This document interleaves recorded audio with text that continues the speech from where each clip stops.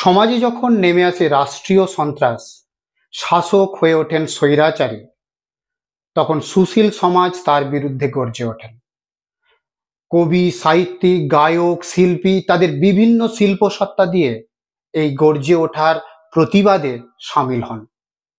এমনই এক গর্জে ওঠার কবিতা হলো মৃদুল দাশগুপ্তের ক্রন্দনরতা জননীর পাশে। ক্লাস 12 এর পাঠ্য এই ক্রন্দনরতা জননীর পাশে কবিতাটি আমি শব্দার্থ সহ লাইন ধরে ধরে আলোচনা করব। আলোচনাটি ভালো লাগলে অবশ্যই আমাদের চ্যানেলটি সাবস্ক্রাইব করো এবং বন্ধুদের দেখার পরামর্শ দিও। আর অবশ্যই অবশ্যই লাইক, কমেন্ট, শেয়ার করো।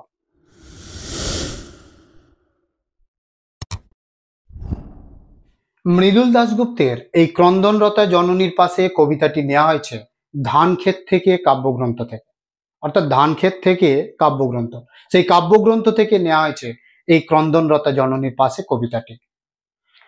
শিল্প এবং ভূমি রক্ষার লড়াইয়ের প্রেক্ষাপটে এই কবিতাটি রচিত। কবি এখানে দেখিয়েছেন জননী জন্মভূমিশ্চ স্বর্গদৌপি গরীয়সী, জননী স্বর্গের থেকেও মহান। সেই জননী যখন ক্রন্দনরতা, তখন একজন শিল্পীর যেমন অঙ্কনের মাধ্যমে তার প্রতিবাদ করা দরকার, একজন গায়ক যেমন তার সঙ্গীতের মাধ্যমে প্রতিবাদ করা দরকার, তেমনি একজন কবি সাহিত্যিকের তার কলম দিয়ে তাকে গর্জে ওঠা দরকার বলে কবি মৃদুল দাশগুপ্ত মনে করেছেন। এবং এই জননী যখন ক্রন্দনরতা, তখন তিনি বলছেন যে অন্য কেউ থাকলেও তিনি নীরব থাকতে পারবেন না। তিনি বিধানের বিচার চেয়ে কখনো আকাশের দিকে তাকিয়ে থাকবেন না, তিনি তার বিরুদ্ধে প্রতিবাদ করে উঠবেন। এমনই এক প্রতিবাদ মুখর কবিতা হলো এই ক্রন্দনরতা জননীর পাশে।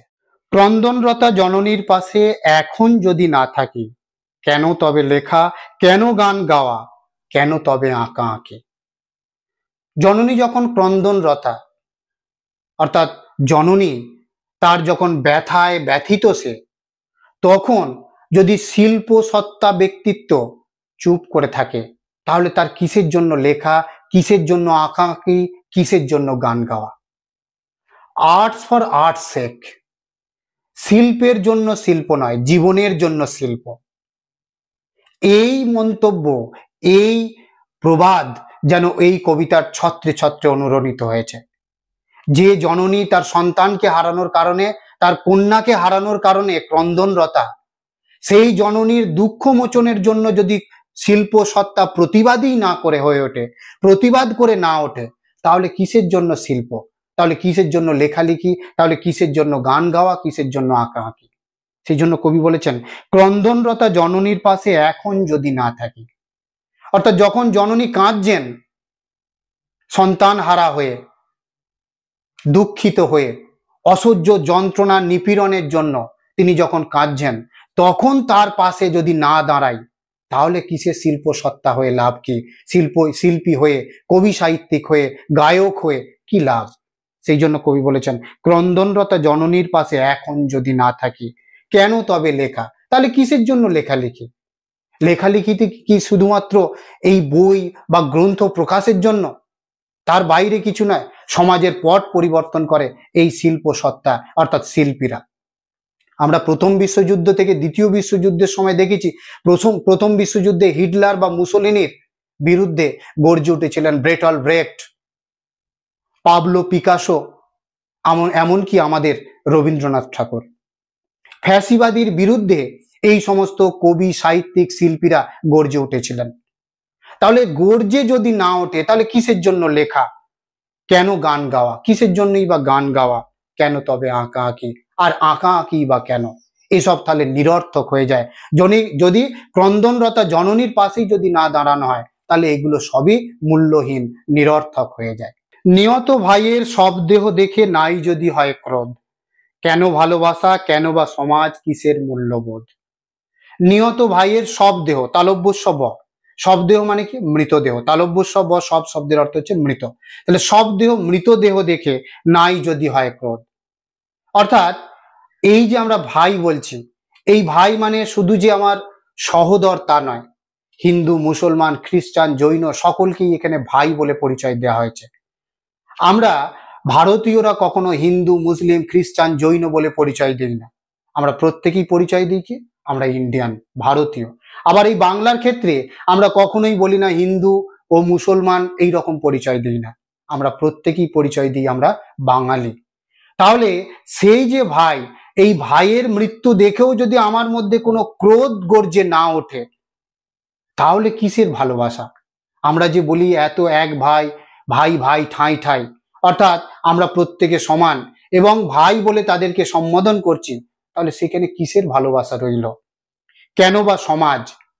এই যে আমরা সমাজ গড়ে তুলেছি যেখানে মানব ধর্মই প্রধান ধর্ম, সেই মানব ধর্মের আমার ভাইয়ের যখন রক্তপাত ঘটছে, তখন যদি আমরা কোনোভাবে গর্জে না উঠি, তাহলে কিসের এই ভালোবাসা, কিসের সমাজ, আর কিসের মূল্যবোধ? আমাদের যে বিবেকের কথা বলি, সেই বিবেক তাহলে আমাদের কোথায় জাগ্রত রইল? আমরা যদি নীরবই রইলাম, আমরা যদি চুপ করেই থাকলাম, তাহলে এই চুপ থাকার অর্থ কি? অর্থাৎ এই জননীর যখন ক্রন্দনরতা, তখন তার পাশে যদি আমরা না দাঁড়াই, তাহলে এই মূল্যবোধ, এই ভালোবাসা, এই সমাজের অর্থ সবই নিরর্থক হয়ে দাঁড়ায়। যে মেয়ে নিখোঁজ ছিন্ন ভিন্ন, জঙ্গলে তাকে পেয়ে আমি কি তাকাবো আকাশের দিকে বিধির বিচার চেয়ে। যে ক্রন্দনরতা জননীর কন্যা সন্তান, সেই কন্যা সন্তানকে কেউ হত্যা করে, ধর্ষণ করে যখন জঙ্গলে ফেলে রেখে যায়, তার সেই ছিন্ন ভিন্ন দেহ দেখে আমরা কি আকাশের দিকে তাকাবো বিধাতার বিচার চেয়ে? তা কখনোই সম্ভব নয়। কেন সম্ভব নয়? আমরা এই যে এই জন্মের কর্ম, এই জন্মেই আমাদেরকে তার স্খলন করে যেতে হবে। অর্থাৎ বিধাতা যে তার কোনো শাস্তি দেবে, সেটা এখনো পর্যন্ত প্রমাণিত নয়। তাহলে আমরা কি, আমরা সেই বিধাতার দিকে চেয়ে কখনো প্রার্থনা করতে পারি না, হাই হুতাশ করতে পারি না যে এর শাস্তি বিধাতা ঠিক দেবেই? আজ পর্যন্ত কোথাও প্রমাণিত হয়নি যে বিধাতা তার শাস্তি দিয়েছেন। তাহলে এই যে কন্যাকে যখন ছিন্ন ভিন্ন নিখোঁজ অবস্থায় আমরা জঙ্গলে পাচ্ছি, সেই জঙ্গলে পাওয়ার পর কবি বলছেন আকাশের দিকে চেয়ে বিধির বিচার চেয়ে বসে থেকে দিন যাপন করে লাভ নেই, তার জন্য প্রতিবাদ করে উঠতে হবে, তার জন্য গর্জে উঠতে হবে। যে কবি, যিনি সাহিত্যিক, তাকে কলম ধরতে হবে, কলমের মাধ্যমে গর্জে উঠতে হবে। যিনি গায়ক, তার সঙ্গীতের মাধ্যমে তাকে গর্জে উঠতে হবে। আবার যিনি শিল্পী, তার আঁকা আঁকির মধ্য দিয়ে তাকে গর্জে উঠতে হবে।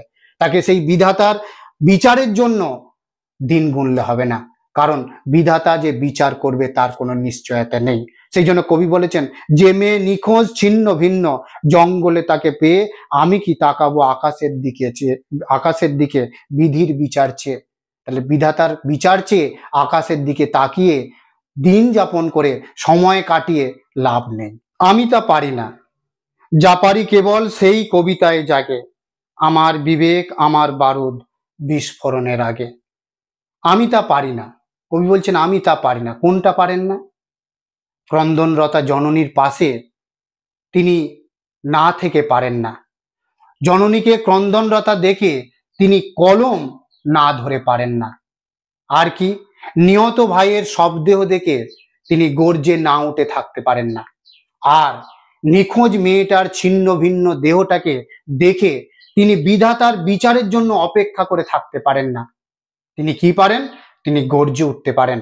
তার কলমের আছে শক্তি আছে।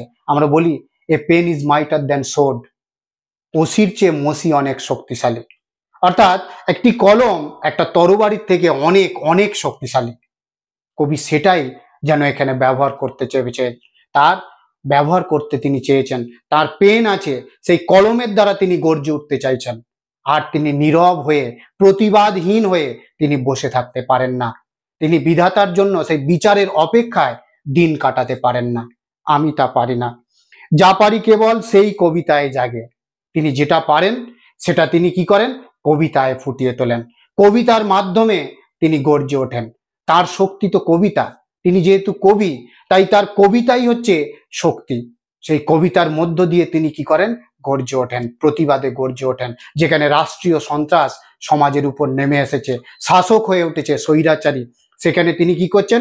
কবিতার মাধ্যমে গর্জে উঠছেন। আমার বিবেক আমার বারুদ বিস্ফোরণের আগে। কবির বিবেক, অর্থাৎ কবির বিবেক কবিকে স্থির থাকতে দেন না।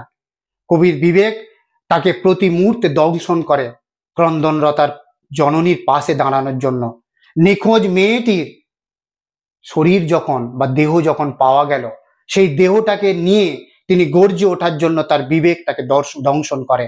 তার বিবেক তাকে সবসময় জাগ্রত করে রাখে যে এর বিরুদ্ধে প্রতিবাদ করতে হবে। আমার বিবেক আমার বারুদ বিস্ফোরণের আগে।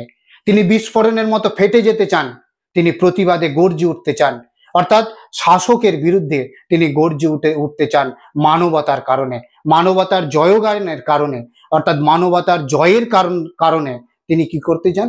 তার পেনের মাধ্যমে তিনি গর্জে উঠতে চান। তিনি তার কবিতার মাধ্যমে সমাজের এই যে অবক্ষয়, সেই অবক্ষয়ের বিরুদ্ধে তিনি গর্জে উঠতে চান।